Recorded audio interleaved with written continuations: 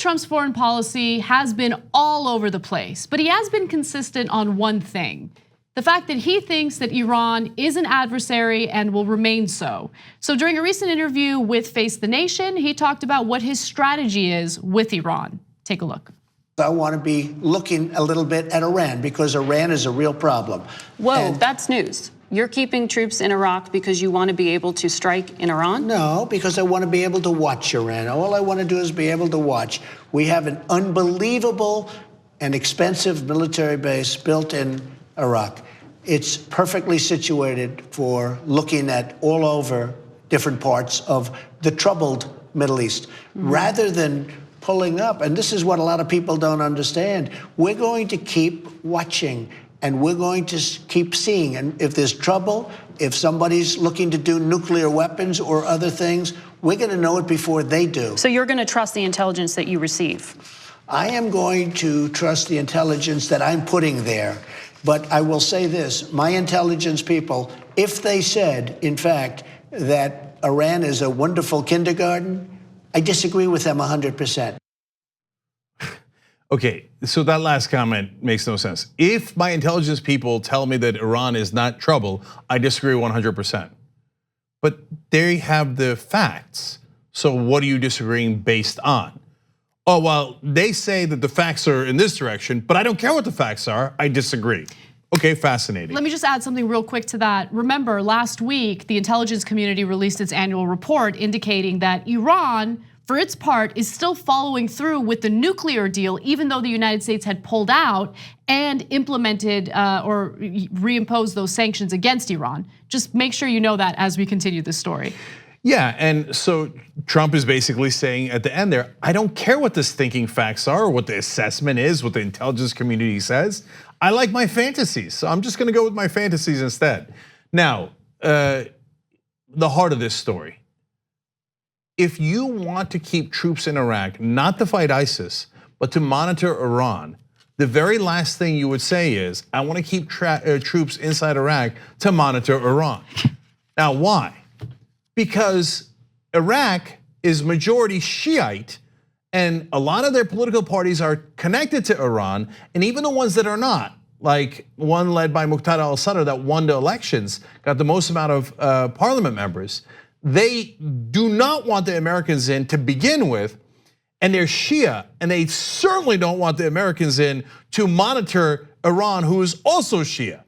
So that causes a situation politically in Iraq that becomes untenable. Then those Iraqi politicians, even if they secretly wanted to work with us to keep the troops in, now can't, because the idiot in chief said to the whole world, I'm keeping troops inside Iraq to monitor Iran. Now the Iraqi politicians are like, God damn it. Now you're forcing our hand to make sure that we kick you out so you can't monitor Iran. He is so painfully stupid. So this is why the intelligence briefings are incredibly important, because the president of the United States, regardless of who he or she is, doesn't know everything. And so intelligence briefings and briefings by the intelligence community are important so you understand some of the influences behind the scenes. So what type of alliances do some of these Iraqi politicians have? And so yes, Jake, you're absolutely right. There are some alliances with Iran, and there is now a lot of worry over what the real intentions of the United States are and whether or not Iraqi politicians are gonna start pushing the US out.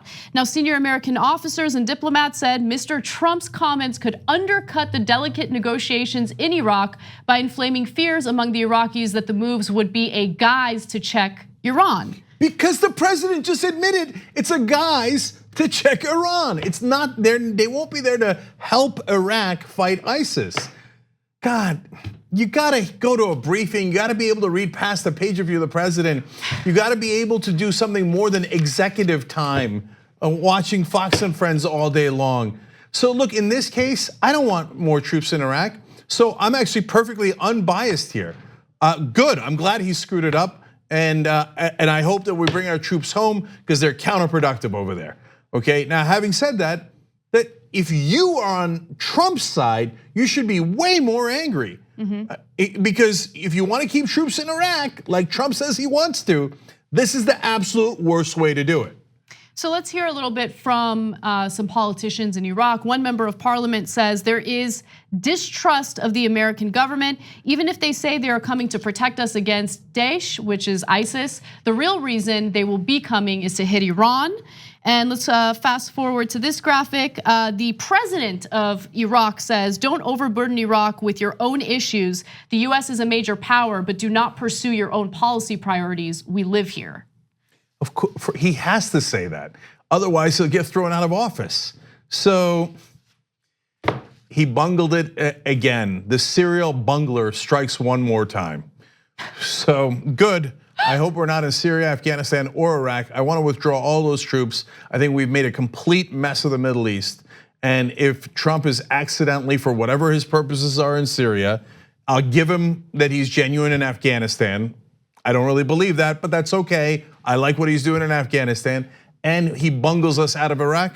Wonderful. I like where that policy ends up, but we didn't get there in the right way as usual. And his supporters, make up your mind. Are you for withdrawing Iraq and you think that he was playing three-dimensional chess and purposely sabotaged his own policy by saying that out loud? Or will you finally acknowledge he's an idiot who never does any homework, so he didn't know that you're not supposed to say your secret reason for staying in Iraq? On the go? Don't worry, we got you covered. You can still listen to TYT at our new podcast network. Find us on Apple Podcasts, the Google Play Store, or at tyt.com/podcast.